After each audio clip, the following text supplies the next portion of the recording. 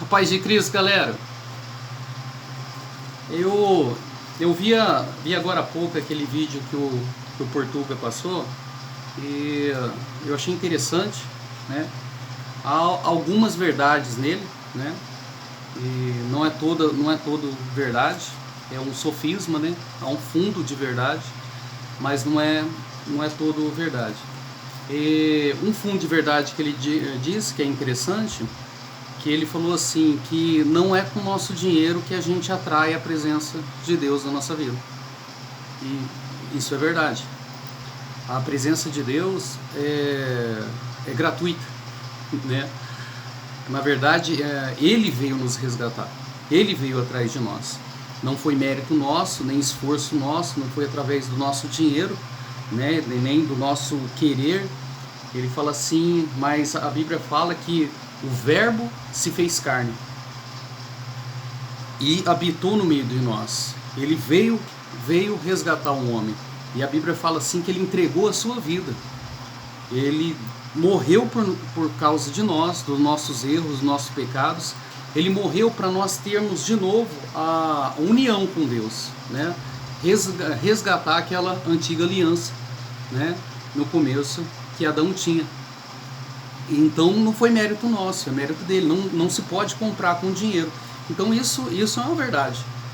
Isso é uma verdade. A Bíblia fala assim, que Deus falou na sua palavra, que aquele que crê em mim, eu e o Pai vamos vir e fazer morada nele. Olha o que Jesus falou.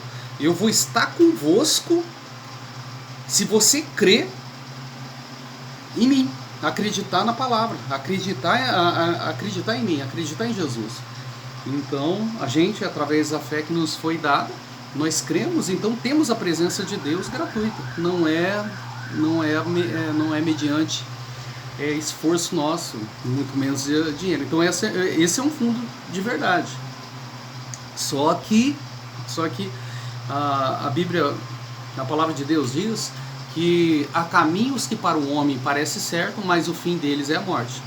Eu até separei um versículo que está em Oséias, Oséias capítulo 4, verso 6, a palavra de Deus diz, olha, o meu povo morre por falta de conhecimento. Ou em outras versões, o meu povo é destruído por falta de conhecimento. Então, há caminhos que para o homem parece certo, mas o fim deles é a morte. Por que esse caminho não é certo? Porque não é o caminho que Deus traçou para nós. Não é o caminho que Deus colocou de bênção. Está no livro de Deuteronômio, capítulo 11, verso 26, ele fala assim, ó, hoje coloco diante de ti o caminho da bênção e o caminho da maldição. Escolhe, pois, o caminho da bênção. Ó, esse é o caminho que vai te trazer fruto, esse é o caminho que você vai ser feliz, esse é o caminho que você deve trilhar.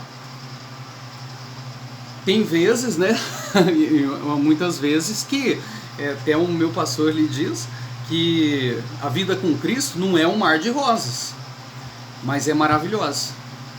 Em vez que seguir esse caminho de verdade exige um sacrifício nosso, né, uma posição. Não, mesmo eu perdendo eu vou seguir. Talvez você tenha uma perda momentânea naquele momento, mas futuramente e mais futuramente, se você está agradando a Deus, você vai colher bênçãos. É aquele cara que, né, justo, apesar, ele prefere perder do que ganhar sobre a injustiça. Isso é um caminho bom. Isso é um caminho que Cristo nos... Então, nós temos que focar no que é puramente verdadeiro. E a respeito dos dízimos e ofertas que a gente traz na igreja, o cristão traz na igreja, porque nós em si, apesar que a palavra de Deus diz, ó, onde tiver 2 ou 3 testemunhas reunidas no meu nome, ali no meio estarei. Ou seja, fazemos parte da igreja de Cristo. A palavra de Deus diz que Ele é a cabeça e nós somos seus membros. Então, uma das funções da igreja, uma das missões, do propósito da igreja, além de anunciar o Evangelho de Cristo, é continuar a boa obra que Cristo diz. E uma das boas obras que Cristo diz está em Malaquias. Malaquias 3:10, ó, ele fala assim, ó, que eles batem tanto em cima, mas peraí que eu vou te falar. Tem gente que fala, porque não participa. Se participasse, eles não falariam mal. Porque ele fala assim, ó, trazei todos os dízimos à casa do tesouro, para que haja mantimento na minha casa. Olha para você ver o que Deus diz.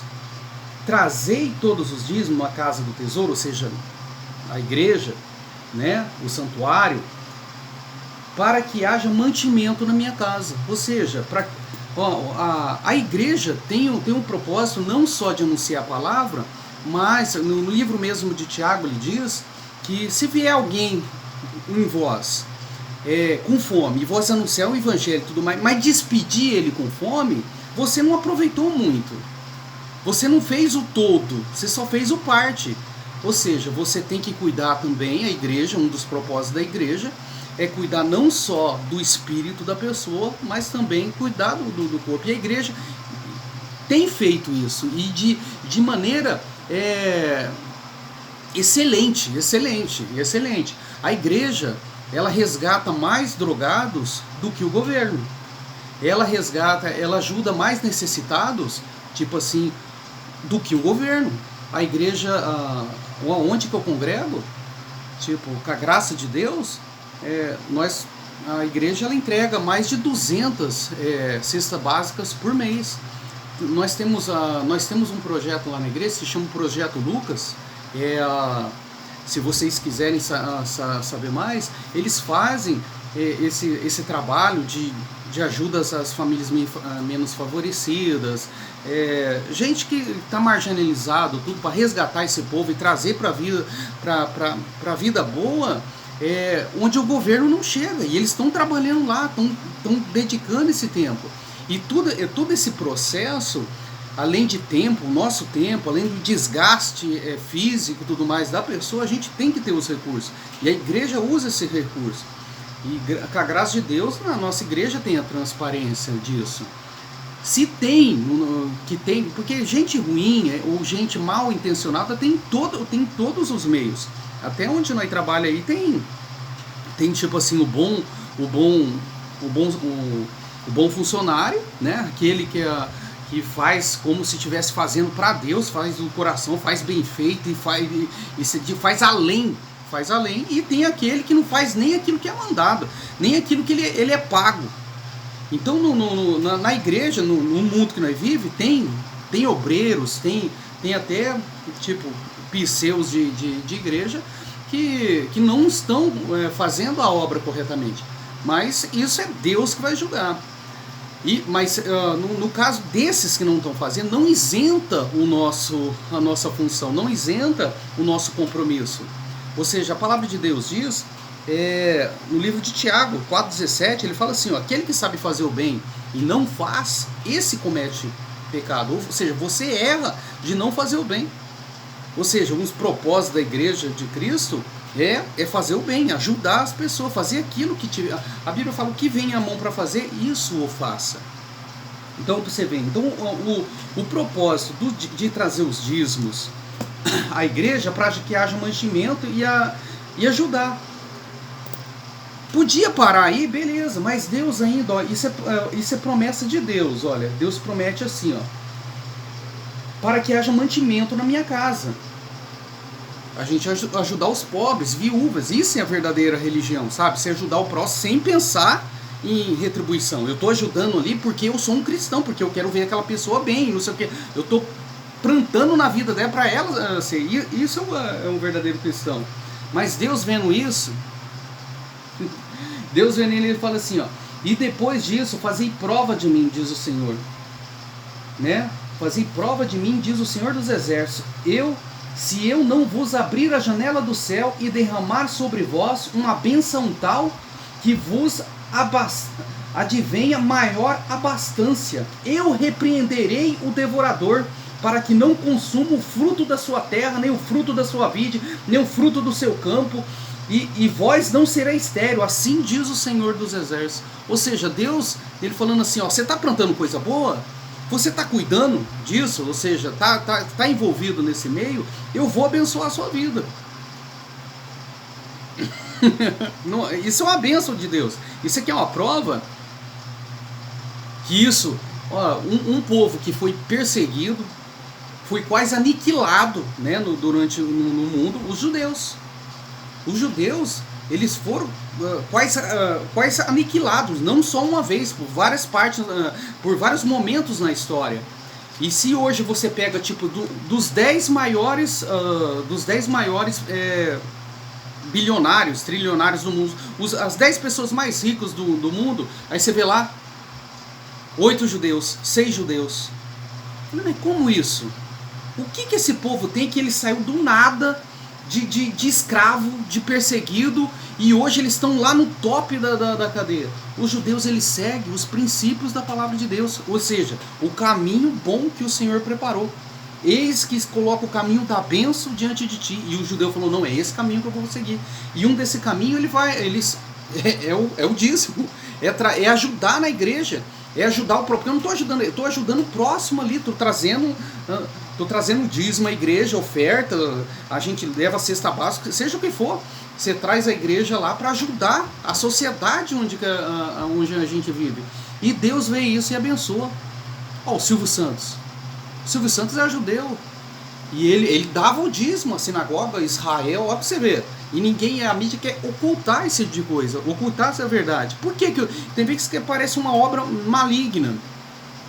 Que o do inimigo não quer que você saiba dessas verdades para que você não seja abençoado.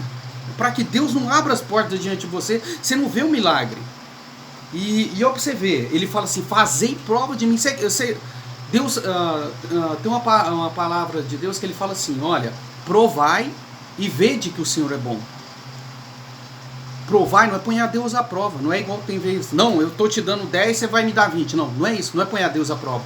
Provai é experimentar, experimenta de Deus, falou, Senhor, eu vou seguir esse caminho, eu vou ajudar o próximo, de alguma maneira, não sei o que, vai segundo a tua fé, segundo aquilo que pesou no teu coração, vou ver. Você vai ver pequenos, médios e grandes milagres acontecendo na vida. Acontece na minha vida, acontece na vida no meio que eu vivo, coisa sobrenatural na nossa vida. Por quê? Porque a gente não é guiado por sofismas, meias verdades. Entendeu? Não é a gente, porque ó, é a verdade, como Cristo falou, eu sou o caminho, a verdade e a vida. Ou seja, é só Ele. Ninguém vai ao Pai senão por mim. É verdades absolutas. Então, fica essa dica pros irmãos, essa palavra para vocês aí. E fazem prova do Senhor, experimenta, provai. Experimenta, Deus, faz uma prova. Fala, Senhor, eu vou provar. Eu vou colocar abre ali.